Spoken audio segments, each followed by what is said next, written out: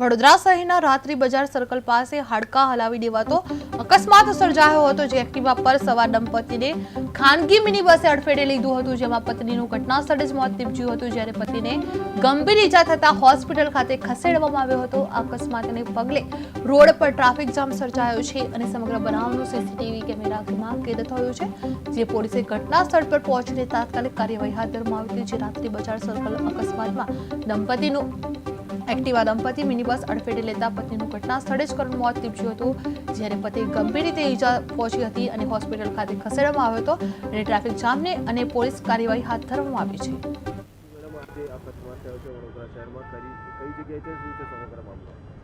વડોદરા શહેરના L&T circle આગળ 5 વાગ્યાની આસપાસ એક અકસ્માત થયો છે, જેમાં 66 વર્ષના શકુંતલાબેનનું મૃત્યુ થયું છે। તેઓ તેમના પતિ સાથે બાઇક ઉપર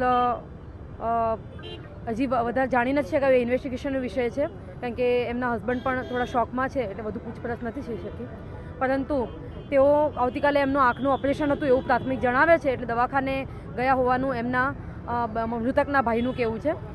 અને તેઓ જ્યારે અહીંયા L&T સર્કલથી પસાર થતા હતા એ દરમિયાનમાં ગાડીના બસના ટાયરમાં આવી ગયા છે અને જ્યાં એમનું મૃત્યુ થયું છે। હાલમાં લાશને PM માટે મોકલવામાં આવી છે।